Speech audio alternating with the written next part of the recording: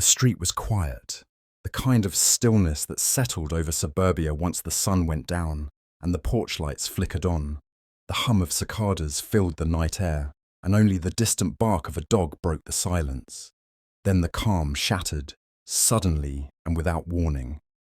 Unmarked black SUVs pulled up with precision, their tyres screeching softly as they came to a halt around a modest brick house. Men in tactical gear poured out in coordinated silence, their movements sharp and deliberate. She stepped out onto the front porch before they could knock. The porch light caught her face, calm, unreadable. She wasn't startled, not even confused. Dressed in jeans and a worn hoodie, Lieutenant Commander Jade Winters didn't look like a threat, but her eyes said otherwise. Cold, steady, calculating. The kind of gaze that had once locked onto enemies in the dead of night from over a mile away. They pointed their weapons, shouted commands. She raised her hands without resistance. She made no sudden moves, didn't flinch. No sign of panic or guilt, just the calm of someone who had faced far worse. As two agents moved in, one of them hesitated, recognition flickering in his eyes. But the moment passed. Another stepped forward and roughly twisted her arms behind her back, slapping the cuffs on tighter than necessary. Neighbors peeked through curtains and opened doors.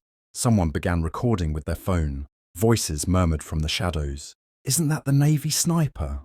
Didn't she serve overseas? Why would they arrest a war hero?" But the badge flashed. The questions died. The lead agent read the charge aloud.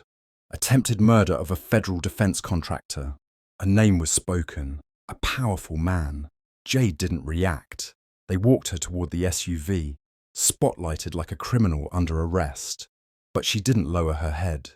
She looked each officer dead in the eye as she passed, her jaw set, her shoulders squared. And just before they pushed her into the back seat, she turned her head slightly toward the agent gripping her arm. "You're going to regret this," she said. Quiet. Not a threat. Not a plea. Just a truth. The door slammed shut. The convoy rolled away. And the street fell silent again. But this time, the air was different. Charged with tension, haunted by questions no one dared to ask out loud. The courtroom buzzed like a hive stirred by a stone. Every seat was filled, reporters scribbling into notepads, photographers adjusting lenses, spectators whispering into each other's ears. The air was heavy with anticipation, the scent of cologne, coffee, and clickbait. Camera crews lined the back, capturing every blink and breath. News anchors rehearsed taglines under their breath. From hero to handcuffs, America's deadliest woman on trial. When the side door opened, all noise dropped. In walked Lieutenant Commander Jade Winters, handcuffed, flanked by 2 US Marshals. Gone was the uniform, the trident, the medals that once lined her chest. In their place, an orange jumpsuit and steel restraints. She walked tall, shoulders back, head high, as if she were entering a battlefield, not a courtroom. But this room felt far more hostile than any war zone she had known. Her eyes scanned the courtroom, taking in the faces, some curious, some gleeful, some downright hateful. The press had done its job. She was already guilty in the court of public opinion. Her reputation had been stripped down to headlines and hashtags. The prosecutor stood ready, his tailored suit crisp, his grin smug. He spoke with confidence, addressing the jury like a performer who'd rehearsed every pause and inflection. He painted a picture of a volatile, unhinged veteran, a woman tormented by her past, unable to adjust to civilian life, who had snapped and nearly ended the life of a respected defense contractor. He used phrases like military instability and obsession with violence, nodding solemnly when speaking of her war history, as if each tour had chipped away at her sanity. In contrast, her defense lawyer looked barely out of law school. His tie was crooked, his hands shook slightly as he fumbled through notes. He spoke too softly, missed objections, and looked to the judge for approval he never received. The judge, a relic from another era, didn't bother hiding his disdain. His narrowed eyes rarely left Jade, and he allowed the prosecutor's innuendos to go unchecked. Words like dangerous, broken, and unfit. Each time Jade's sniper history was brought up, it was twisted. Not heroism, just proof she was trained to kill. When her SEAL record was read aloud, tours completed, confirmed kills, medals awarded, laughter broke out in the gallery. Not loud, but cruel, disbelieving. As if the very idea of a woman rising to that level in special operations was a punchline. The judge didn't bang his gavel. He didn't call for order. He just looked at her like she belonged in chains. Then came the moment that twisted the knife. The man she was accused of trying to kill entered, dressed in a tailored suit, flanked by lawyers and security. Colin Wexler sat in the front row, the defense contractor, a man known for his political ties, for contracts worth billions, and for photo ops with generals. He didn't look like a victim. He looked like a man enjoying the show. His lips curled into a smirk as his eyes locked with hers. No fear, no bitterness, just the satisfaction of seeing her shackled while he held court. Jade didn't react. She didn't flinch. She simply sat down, straight-backed and stone-faced, her hands resting on the defense table in cuffs. The world around her seemed to shrink into noise, voices rising, accusations flying, truth bending. But her silence was its own kind of protest. And even though the courtroom echoed with mockery and manipulation, her silence screamed louder than all of it. Because while the world saw a criminal in chains, Jade knew what they didn't. And what they weren't ready to hear, yet. The courtroom faded behind her eyes, replaced by the heat and dust of another world. Jade sat still at the defense table, but in her mind, she was thousands of miles away. In the killing fields of Kandahar, the mountains of Syria, the humid jungles of Western Africa, she remembered the silence before a mission, the kind that came just after a radio check, just before the first shot. Silence filled with breath control, heartbeat counting, and calculations that determined who lived and who didn't. That was her world. It didn't matter that she was a woman. The only thing that mattered was the target, the mission, and the ones she protected. In Afghanistan, her shot took out a Taliban commander seconds before he detonated a suicide vest in a crowded market. No medals, no headlines. The kill was buried in an after-action report marked classified. But the faces of the children she saved, those haunted her in the best and worst ways. In Syria, she took a position on a crumbling rooftop, holding it for 40 hours with no sleep.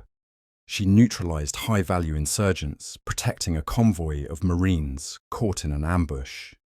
Her body had gone numb, her trigger finger blistered.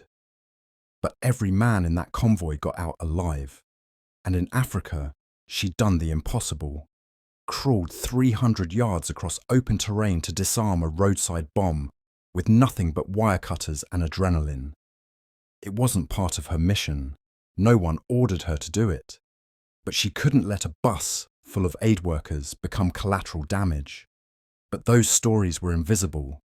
Every mission she completed, every sacrifice she made, they didn't exist in the public record. These were black ops, logged in hidden files, locked behind top-level clearance. She wasn't allowed to speak of them, not even to defend herself. Her silence in court wasn't cowardice, it was obedience, and that obedience was suffocating. What haunted her more than the missions was the face of Wes Ramirez, her spotter, her partner, her closest friend in the field. They'd watched each other's backs through fire, blood, and worse. He was the only one who called her by her first name without apology. On their last mission together, they were ambushed. A false intelligence tip sent them into a trap. She made it out. He didn't. Wes died with a bullet through his chest and a hand clutching his dog tags. But days before that mission, he handed her a flash drive. No explanation. Just said, "If anything happens to me, Don't give this to command, ever.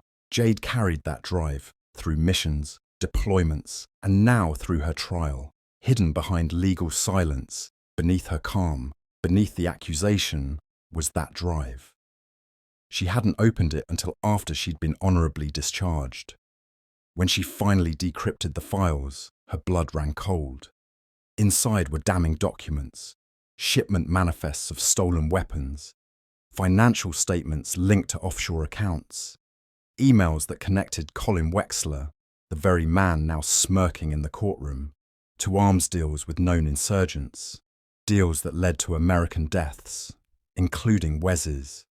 The contractor Wexler had made millions selling military-grade weapons to enemy militias, prolonging wars for profit.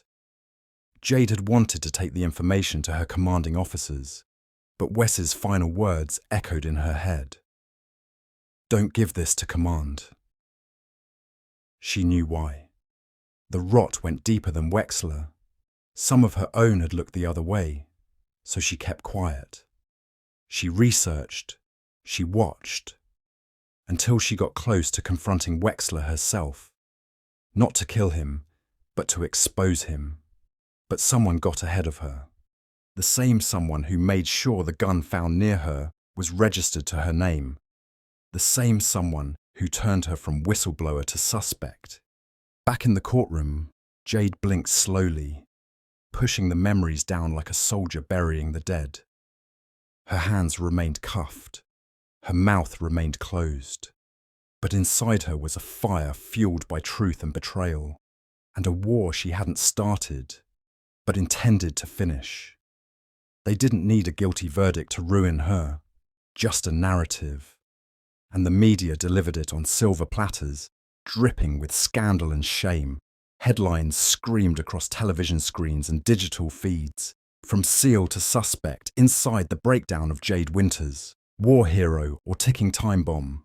Sniper gone rogue, news anchors dissected her life with smug certainty, showing stock footage of explosions and soldiers, not hers, but close enough. They brought in psychologists who'd never met her to discuss the common link between elite soldiers and emotional instability. They debated whether women should have ever been allowed in combat roles at all. Then came the leak, an old psychiatric evaluation buried in military files, somehow found its way into the hands of a news outlet. It revealed a brief period where Jade had spoken with a Navy therapist after Wes's death. She talked about insomnia, about watching her spotter bleed out in her arms, about guilt. The media seized it like vultures. PTSD became dangerous instability. Grief was rebranded as delusional obsession.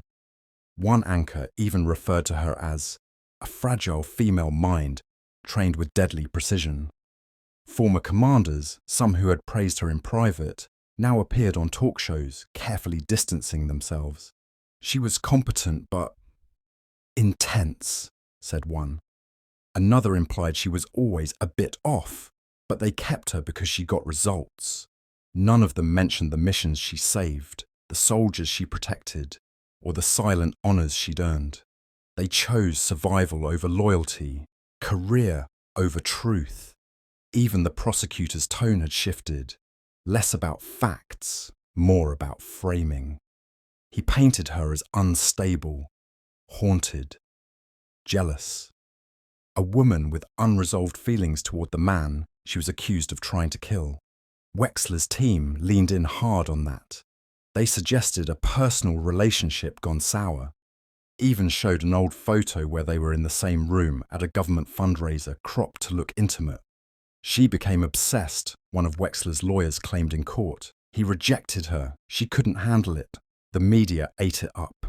Every word Jade didn't speak was weaponized against her. Her refusal to answer questions was branded as arrogance. Her silence about her missions, bound by classification, was twisted into a narrative of guilt. She has no defense, one panelist declared. Even her own lawyers seem unsure what she's hiding. Courtroom sketch artists drew her with shadows under her eyes, cold expressions, hardened posture. The internet did the rest. Memes, tweets, judgment, Sniper Barbie trended for a week. Someone even designed t-shirts. And through it all, Jade remained silent, not out of weakness, but because truth still mattered to her, because revealing the missions would endanger people, because she hadn't risked her life for her country just to save herself now.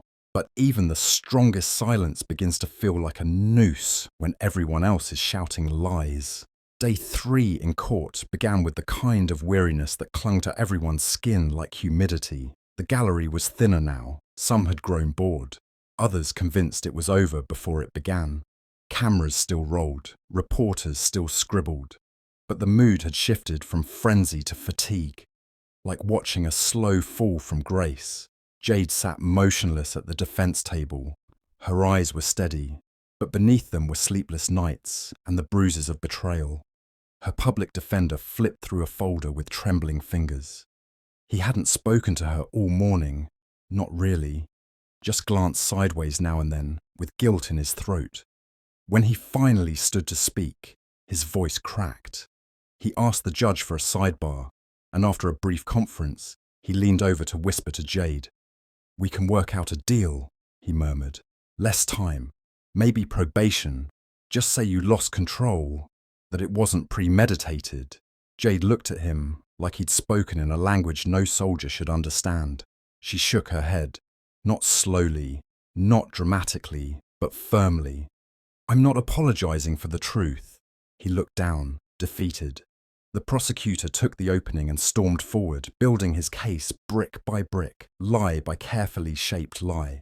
Jade watched him speak about her as though she were a stranger, a disturbed former sniper, an unstable woman bent on revenge, a cautionary tale in combat boots. Then the judge addressed her directly. "Lieutenant Commander Winters, do you have anything to say for yourself before we proceed?" The room seemed to hold its breath. Jade stood, not rushed, not unsure, and when she spoke, her voice cut through the air like a bullet, clean, precise, and final. "I served this country without asking for applause," she said, her voice steady. "I followed orders. I kept secrets that cost me sleep, friends, and parts of myself I'll never get back. But I won't lie to protect a traitor. Not now. Not ever." A hush fell so deep, even the sound of pens stopped. The judge's gavel slammed down. "You're on the edge of contempt, Commander."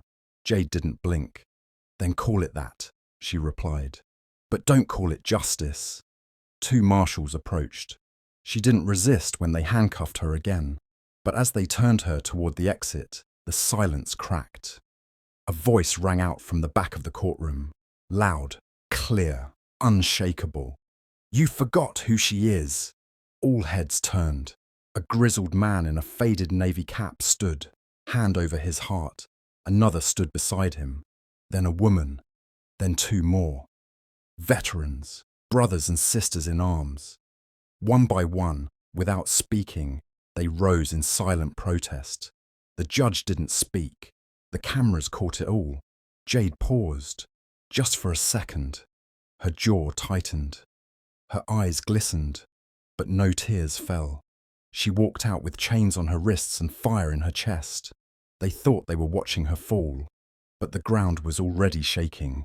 Just as the bailiff reached for the courtroom door to escort Jade away, a sudden echo rang through the chamber. Bang! Not a gavel. The double doors at the back of the courtroom burst open with such force that even the judge flinched. Every head snapped toward the noise.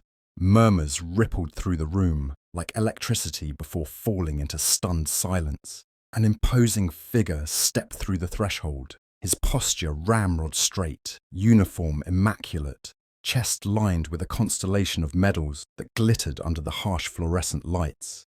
His face was older now, hair steel grey, but his eyes held a sharpness that hadn't aged a day. Admiral Thomas Hale, retired, legendary, unshakable, a name that still carried weight like steel in the corridors of the Pentagon and every command post in the world. Gasps echoed through the room. The judge's mouth tightened. "Who are you to interrupt this court?" But Hale didn't stop walking. He moved down the aisle slowly, deliberately, his boots echoing against the floor like ceremonial drums. When he reached the front, he did something no one expected. He turned towards Jade, shackled, bruised, standing with quiet dignity, and saluted. The room held its breath. She didn't return it. She couldn't, but her eyes met his, and something unspoken passed between them. Recognition, respect, relief. The prosecutor stood. "Your Honor, this is..." Hale raised his voice, not shouting, just speaking with a power that commanded. "I am Admiral Thomas Hale, former commander of Naval Special Warfare Group 2. I led classified operations in 6 countries. I have buried heroes, decorated warriors, and reprimanded cowards." His eyes swept across the gallery, then locked on the judge. "And this woman," he said, pointing squarely at Jade, "is one of the finest soldiers I ever had the honor of commanding." The judge hesitated. "Admiral, this is highly irregular." "You want irregular?" Hale snapped. "Irregular is sending a sniper team into an ambush based on bad intel from a corrupt contractor. Irregular is watching that same contractor sit smugly in this room after making millions from the blood of Americans." The prosecutor tried to interject. "This is hearsay." "No, son," Hale said, his tone slicing cleanly. "This is truth, and I'll testify under oath." He looked back at Jade, then back to the judge. "This woman saved more lives than everyone in this room combined, including mine. Twice." Gasps again. Cameras flashed like lightning. "She didn't fail her country. Her country failed her. You want to convict someone? Fine. But make sure it's the man who's been selling weapons to the enemy, not the one who risked her life to stop him." Silence. Utter silence. Even the most jaded reporters stopped typing. Admiral Hale took a breath. "If you convict her, history won't remember her as a traitor. It will remember you as the ones who chained a hero because the truth made you uncomfortable." The judge was frozen, gavel unmoving. Every camera in the room turned to Jade. Every mind began to shift. And somewhere beneath the courtroom floor, the fragile illusion of guilt began to crack. The courtroom reconvened the next morning under a storm of flashing cameras, hushed speculations, and unexpected tension. Overnight, something had shifted. The prosecution wore nervous expressions, and the gallery was packed tighter than ever, many returning not for a verdict, but for revelation. Judge Monroe entered with a furrowed brow, clearly not pleased by the media frenzy, but even he knew something had changed. Something big. Admiral Thomas Hale was already seated in the witness box, not in uniform this time, but still holding the command presence of someone used to leading men into fire. The judge cleared his throat, glancing warily toward the cameras.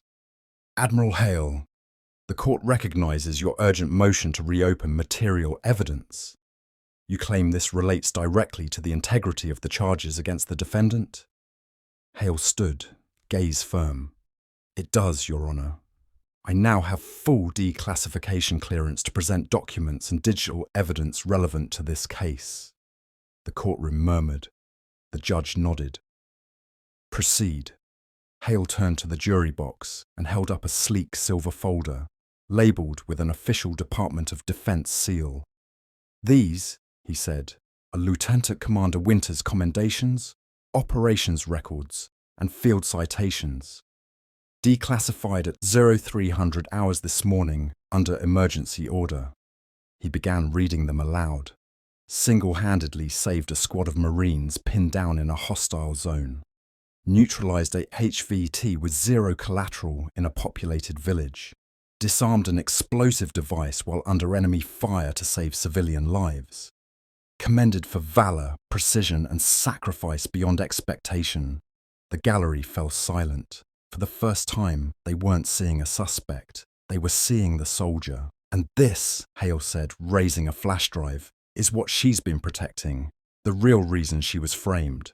Her teammate Wes Ramirez gave this to her before he died in what we now believe was a coordinated ambush, set up by the very man who sits in this courtroom today. Gasps rippled through the room. Colin Wexler, the defense contractor, shifted uncomfortably in his seat. For the first time, his smug demeanor cracked. A government technician stepped forward to plug the flash drive into the courtroom monitor. The judge hesitated, then nodded. The screen flickered to life. Grainy video played, time-stamped, showing a private hangar. Wexler's unmistakable figure handed over crates marked US Army property to armed foreign buyers. Insurgent leaders known to have orchestrated attacks on American bases. The audio was damning. "We both win," Wexler said on tape. "The longer the war, the bigger the budget. Just keep it off US soil." The footage shifted. Bodycam video. US soldiers in ambush, screaming for backup. The same weapons being used against them. Matching serial numbers. Screams. Static. Blood. Reporters dropped pens. People covered their mouths. Wexler bolted from his chair. "This is fake! That's doctored!" But before he could leave the aisle, 2 federal agents appeared at the back of the courtroom. One held up a badge. The other said calmly, "Mr. Wexler, you're under arrest for treason, conspiracy, and unlawful arms trafficking." He was cuffed as he screamed for lawyers, for silence, for the cameras to turn off. No one listened. Judge Monroe, visibly shaken, turned to Jade. Her expression hadn't changed. Still calm, still unreadable. He cleared his throat. "Lieutenant Commander Winters, it appears the evidence confirms your innocence and reveals a level of deception that this court will not tolerate." A bailiff stepped forward. For the first time in days, he reached not to restrain Jade, but to unlock her handcuffs. They dropped with a dull clink to the courtroom floor. She didn't smile, didn't cry, just rubbed her wrists once and nodded. And in that moment, with the truth laid bare and her chains removed, the entire room finally saw her for what she was. Not a villain, not a victim, but a warrior, free and still standing. The press conference was held in a modest veterans' hall, not in front of the Capitol, not on national television. The lighting was dim, the folding chairs squeaked, and the podium had more scratches than shine. But it was full, not with celebrities or politicians, but with soldiers, real ones. Decorated, retired, wounded, and forgotten. Jade stood before them, no longer in chains, no longer in a jumpsuit. She wore a plain navy blazer, slacks, and a small pin, a silver trident on her lapel. Her hands rested firmly on the podium. Dozens of cameras rolled, dozens more reporters called out her name, but she lifted her hand once, calmly, and silence fell. "I didn't agree to this press conference for headlines," she began. "I agreed to it because my story was never just mine, and neither is the justice that finally came." She didn't thank the system. She didn't pretend this was some perfect resolution. She spoke for 5 minutes, measured and unwavering. She didn't raise her voice once, but every word hit with the force of a bullet. "I didn't fight for applause. I didn't wear the uniform for likes or medals. I fought for the men and women beside me, for the mission, and for something that can't be quantified. Truth." She paused. "And that's what nearly cost me my freedom." The press leaned in. Someone asked if she planned to sue. Another asked about book deals. Jade shook her head. "I'm not here to cash in. I'm here because no other soldier should ever be punished for doing the right thing." Then she nodded to Admiral Hale, seated in the front row. He didn't speak, just gave a short, respectful nod. That was all they needed between them. After the conference, Jade disappeared from the cameras. No victory tour, no national interviews. She kept her promise. That evening, under a sky streaked with fading gold, she knelt beside a simple headstone in a quiet military cemetery. The grass was neatly trimmed. The name carved in stone read, "Wesley Ramirez Spotter, U.S. Navy SEALs Honor Through Silence." She didn't speak at first, just ran her fingers across the name. Then, from her pocket, she took the sealed trident she once wore on every mission, the one she hadn't touched since they stripped it from her chest during her arrest. She laid it gently at the base of his grave. "You were right," she whispered. They wouldn't have listened, not then, but they heard us now. The next morning, reports flooded the news. Multiple defense contractors under investigation. Congressional hearings launched. Whistleblower protections being reformed. Wexler's arrest had cracked the dam.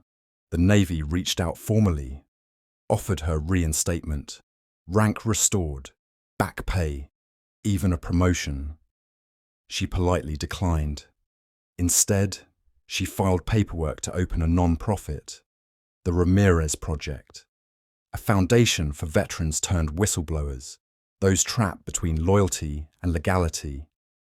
It would offer legal counsel, mental health support, and emergency protection.